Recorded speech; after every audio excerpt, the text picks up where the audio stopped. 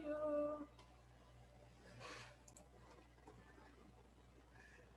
Okay, so good day. Welcome to your Introduction to World Religions and Belief System class. Okay, so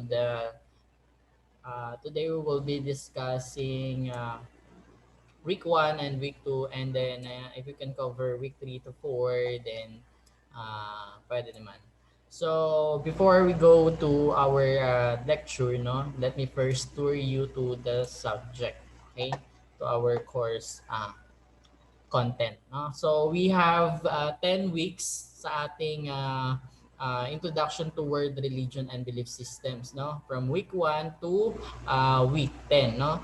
So let me itemize this 10 weeks. No? So Introduction to World Religions and Beliefs. So the course explores the main tenets and practices of major world religions, no? Yung Judaism, Christianity, the Islam, Hinduism, Theravada, Buddhism, Mahayana Buddhism, the Confucianism, Taoism, and Shintoism. So it aims to help learners understand the historical context of 9 religions, no? Appreciate their uniqueness and similarities, and promote mutual understanding among believers of different faiths, no? So you are expected to demonstrate understanding and appreciation of one's faith and that of others. So meron tayong mga announcement section dito. Pwede nyo buksan for general news and announcements. Kung kapag meron, i-open nyo lang yan. No, meron tayong virtual library, no? I-click nyo lang yung link na yan, and then ang password ay the word discover, no? So kapag clinic niyo yon, enter niyo lang yung word na discover. So makakalagin na kayo sa ating virtual library, and you can search. Pwede niyo gamitin yung mga available resources doon for your online research. No? Let's go to the week content. No? So week 1, ang discussion dyan, introduction to the study of religion. No? So meron tayong uploaded the video lecture and also the module. No? So again, sinabi ko na to before sa ibang subjects nyo. To remind you again, kapag cellphone lang yung gamit nyo, or especially dun sa mga Android phones, no? Paki-landscape mode yung inyong cellphone kapag i-open nyo yung Moodle, no? Kasi minsan hindi nakikita yung dulong part. So halimbawa, itong course module, kapag naka-portrait mode kayo, hindi niyo ma-open yung course mode, o hindi niyo makikita dyan sa inyong mga cellphone. So kailangan yung i-landscape mode para at least ma-view nyo yung course module. Okay? So next week 2, ang topic dyan, the cultural studies approach. And then week 3 to 4, that is religion, violence, and peace. No? And then sa week 3 to 4 also, nandyan yung ating first activity for this course, no? Yung written work 1. No? So since October 6 na ngayon, I'm expecting, kasi nag-start kayo September 7, so supposedly nasa week 6 na kayo ngayon, no? Christianity. And I'm expecting na nasagutan nyo na yung written work 1. Okay? So next, so kung hindi pa nasagutan, sagutan nyo na, kasi para hindi kayo matambakan sa closing ng mga activities, no? Then we have week 5, Judaism, no? And nandyan din yung performance task 1, no? Na dapat nasagutan nyo na rin. Then week 6, Christianity. And week 7 to 8, Islam. Okay, so and written work 2. And then week 9, Hinduism. Also performance task 2. Then week 10, your quarterly examination, no? So, yung mga activities from week 1 to week 9, naka-schedule yan ng September 7, no? September 7 up to November 2, no? So, yan yung schedule ng so mahaba-haba yan, September 7 hanggang November 2, no? October 6 pa lang tayo ngayon, so mahaba pa yung time ng pagsasagot nyo. Pero anyway, bago mag-close yung date nung pagsasagot na yan, sana nasagutan nyo na. Unti-untiin nyo na. Ayan, okay? So, ang ating quarter examination naman ay mag-open ng November 3 hanggang November 6. And you have 2 hours kapag nag-open kayo ng isang attempt, no, meron kayong allotted time na 2 hours per subject. No? Make use of it. No? Available naman yung mga online resources natin, gamitin nyo. Mag-research kayo bago kayo mag-take ng exam or during exam kung kaya naman, di ba? So para naman tumaas yung inyong mga scores at mayroon kayong matutunan. No? So, yeah. So, let's go now to our discussion, no? So, since wala tayong presentation for the uploaded uh, module, no, I will play or share the video lecture here. No, pakinggan niyo ng maayos kasi yung lecture dito ay din yung malaking tulong yon regarding your online learning, and makakatulong yon para masagutan niyo yung mga activities na naka-upload sa course module na ito. Okay? So, without further ado, let us play the video and pakinggan niyo ng maayos.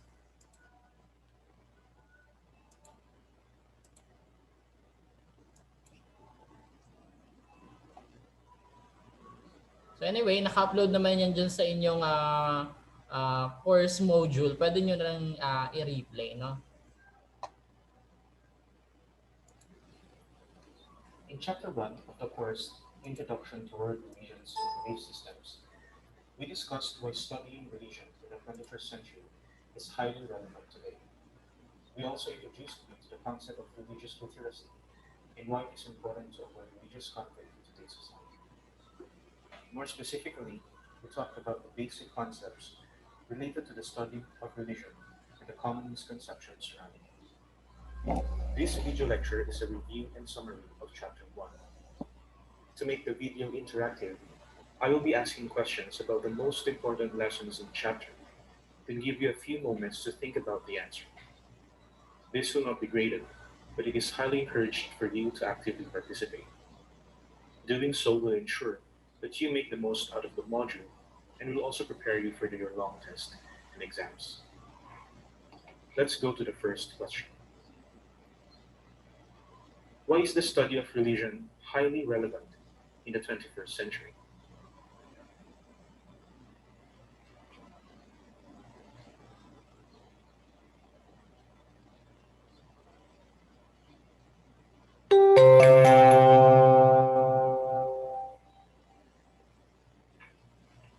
The study of religion is highly relevant today because of the blossoming of religiosity.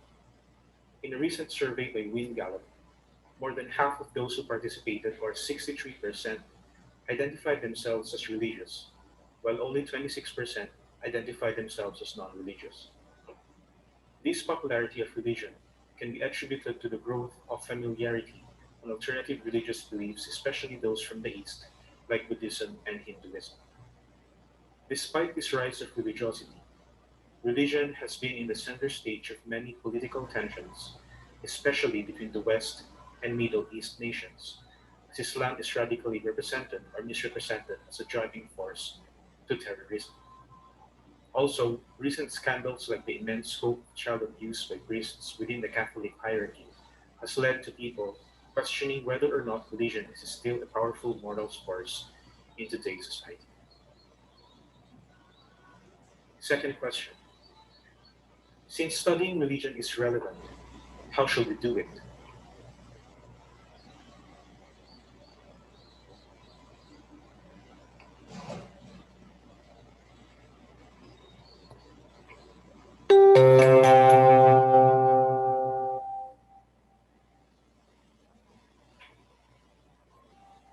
An alternative way of studying religion should be introduced especially in schools.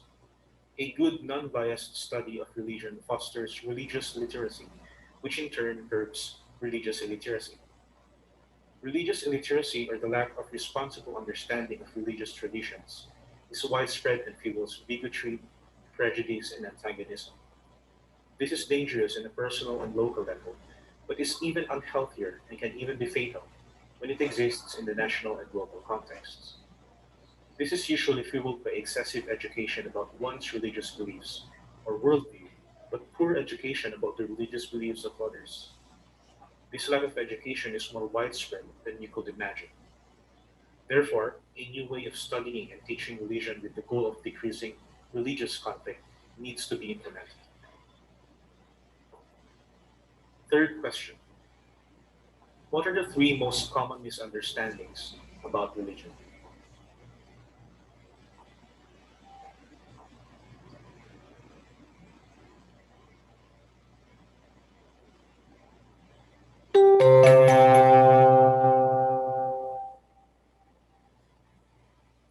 Number one, religious traditions and practices are uniform. Number two, religions are static and separate from the movements of history. And number three, religions function in isolated from political, cultural, and economic contexts. Fourth question: drawing from these three common misconceptions, what can we conclude about the nature of religion?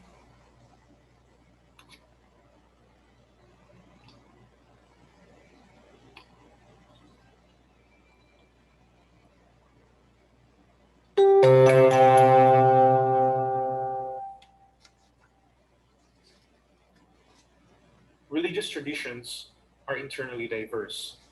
We should avoid generalizations like all Muslims are terrorists. Second, religions change through time and space.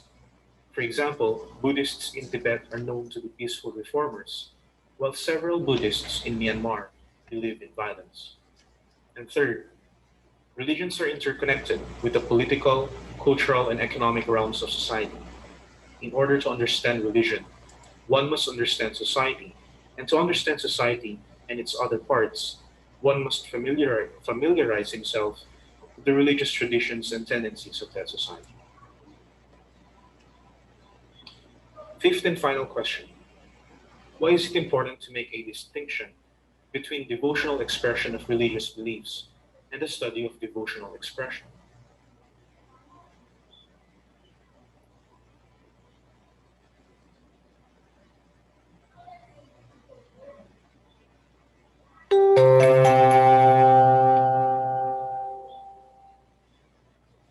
The answer: it is important to make this distinction to avoid bigotry and prejudice against people of other faiths. To be able to distinguish truth claims that sprout from our religious beliefs and those that sprout from an outsider's perspective can go far when it comes to ensuring peaceful coexistence between people of different religious traditions. In this course, we are going to study devotional expression, not practice them and give them precedence over other devotional expressions.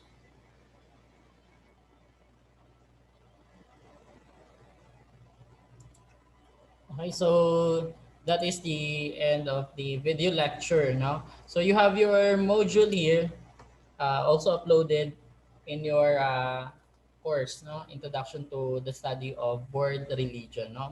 This is more of the activity course module, no? So meron diyang uh, for- sorry, forum discussion, no? This is an activity. So since hindi naman natin kaya yung face-to-face na klase, so hindi tayo makakaroon ng forum discussion. So meron diyang research type, how to write an academic research, no? And meron siya mga binigay na link that you can also study, no? So yun. Well anyway, hindi naman masyado tayo mag-focus on the preparation or how to write an academic research. Ang focus naman natin is the introduction to world religion study, no? So this is more of activity yung inyong module, no?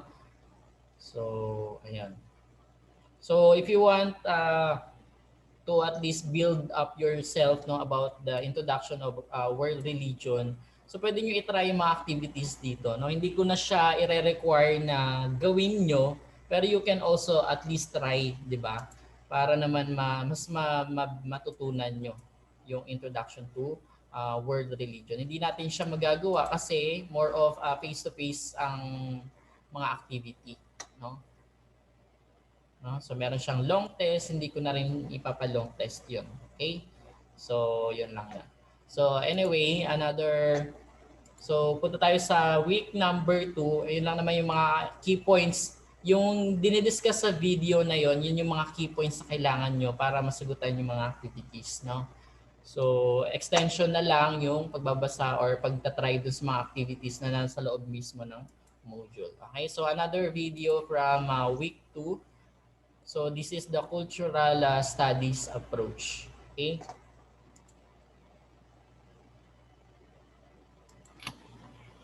In Chapter 2 of the course Introduction to World Religions and Belief Systems, we dissected the cultural studies approach, the framework we will be using throughout this course to study religion.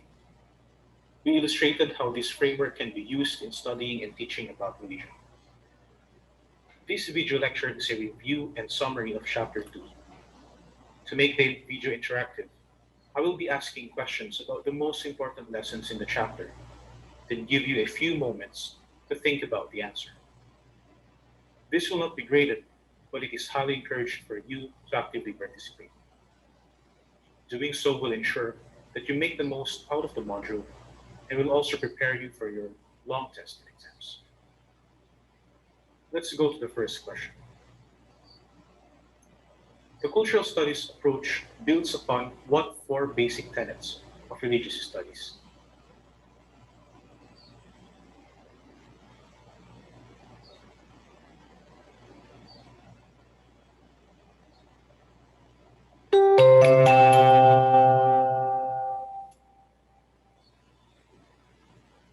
The cultural studies approach rests on the four foundational tenets of religious studies, namely, number one, there is a distinction between devotional expression and the study of diverse devotional expressions. It is important to recognize this distinction whether or not one has a religion. Number two, religions are internally diverse, so generalizations are futile. Number three, religions evolve and change as they shape and are shaped by historical and cultural contexts. Number four, religions are embedded in political, social, and economic human experiences. Second question, what are the five major characteristics of the cultural studies approach?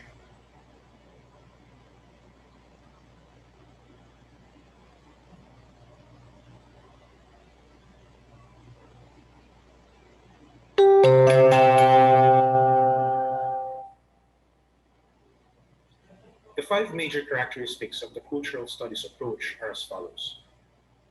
Number one, the cultural studies approach to studying religion is a multi and interdisciplinary method that recognizes how political, economic, and cultural lenses are fundamentally entwined. Number two, the method assumes that all knowledge claims are situated and that they arise out of particular social or historical contexts and therefore represent particular rather than universally applicable claims.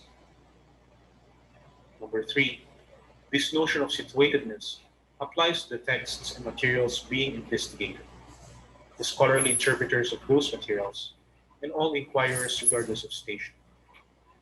The method recognizes that all forms of inquiry are interpretations, filtered through particular lenses.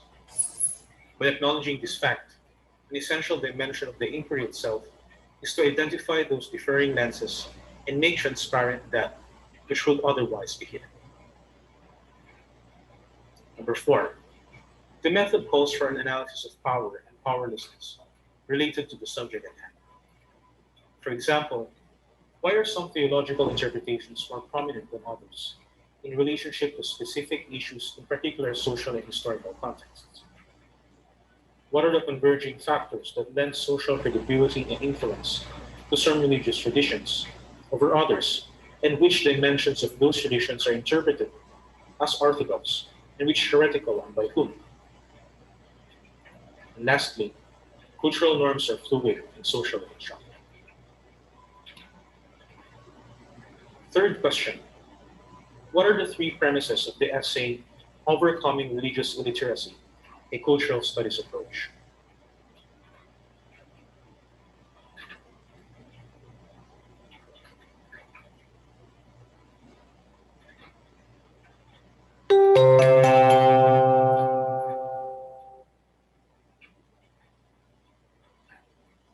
First, there exists a widespread illiteracy about religion that spans the globe.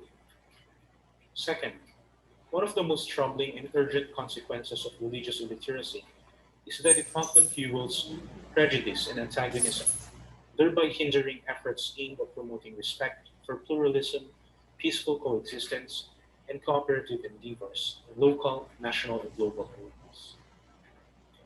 Third, it is possible to diminish religious illiteracy by teaching about religion from a non-sectarian perspective in primary and secondary schools. Fourth question: what are the four challenges of teaching about religion in schools mentioned in the essay?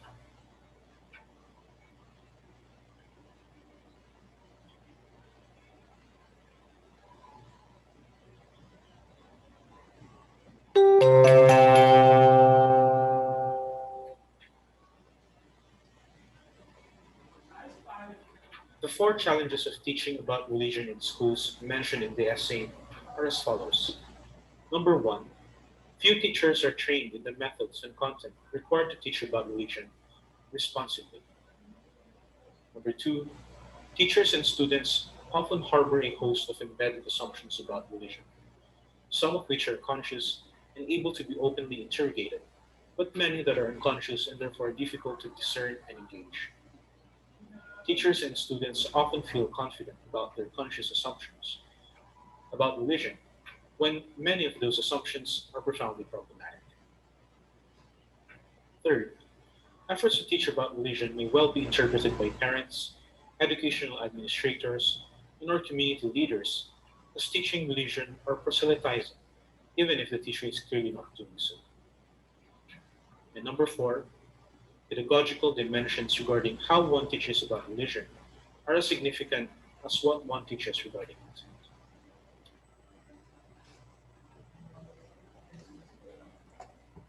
Okay, so that is for chapter 2 or week 2, the cultural studies approach.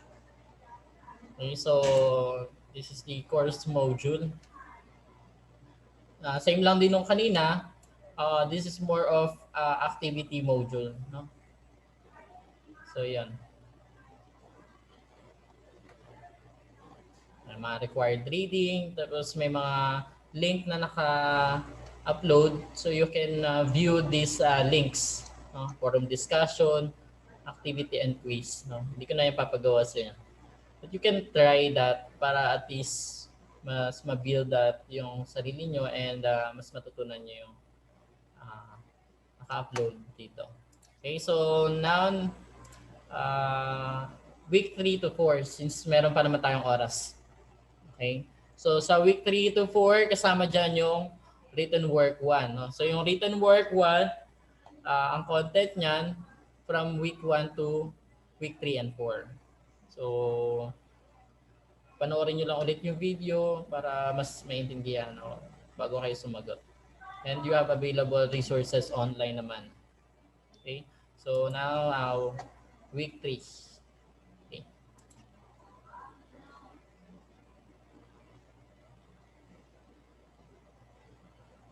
So this is religion, violence, and peace. Maikli lang siya.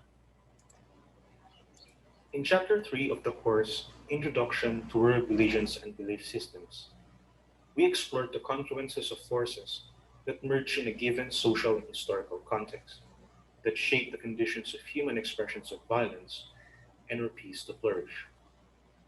More specifically, we studied Johann Galtung's typologies of violence and how they relate to a better understanding of how people professing religious beliefs commit acts of violence.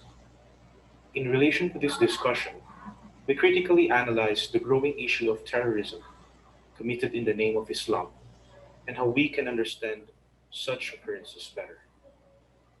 This video lecture is a review and summary of Chapter 3. To make the video interactive, I will be asking questions about the most important lessons in the chapter, then give you a few moments to think about the answer. This will not be graded, but it is highly encouraged for you to actively participate. Doing so will ensure that you make the most out of the module and will also prepare you for your long test and exams. Let's go to the first question. What are the two ways of answering the question, why do we commit violence?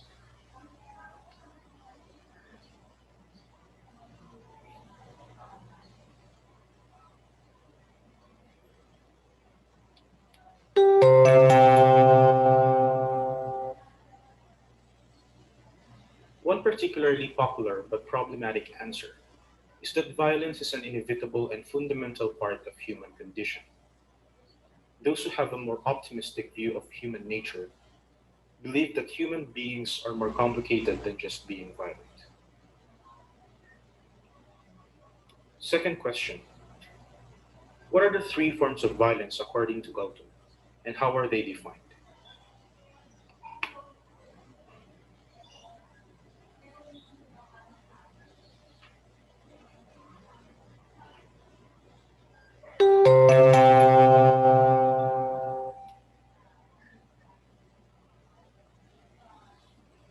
The three kinds of violence are direct violence, structural violence, and cultural violence. Direct violence represents behaviors that serve to threaten life itself and or to diminish one's capacity to meet basic human needs. Structural violence represents the systematic ways in which some groups are hindered from equal access to opportunities, goods, and services that enable the fulfillment of basic human needs. Lastly, cultural violence represents the existence of prevailing or prominent social norms that make direct and structural violence seem natural or right, or at least acceptable. Third question. According to Galton, are human beings and religions innately bad or innately good?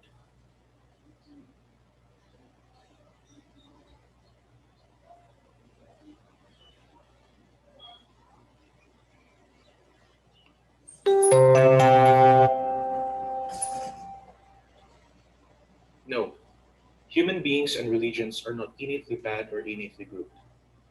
Although Galton does have a more optimistic view of human nature, because his typologies work if we assume that human beings have the capacity to be peaceful. What is more important to emphasize is that human beings and religions are subject to the context where they exist. Fourth question. What is Nussbaum's main thesis in his book, The Clash Within?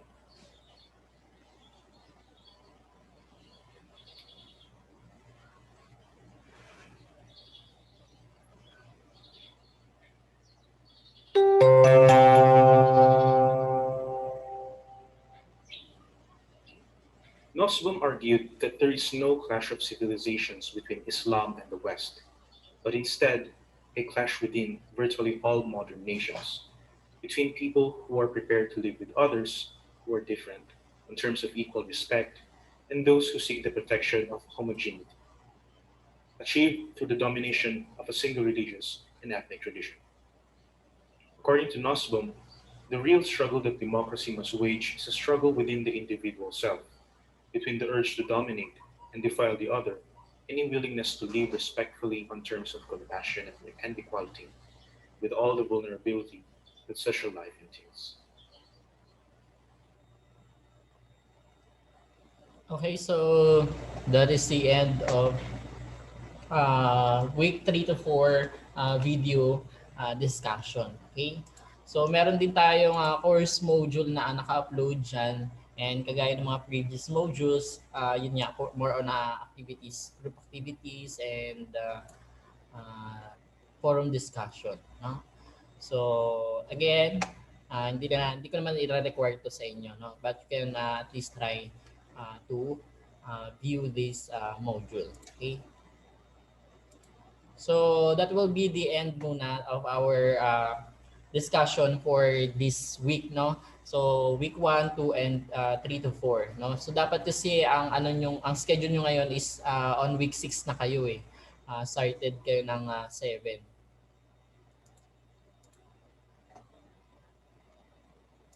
So that will be the end of our class and see you on next meeting. I hope na maka-attend naman yung mga absent today, no?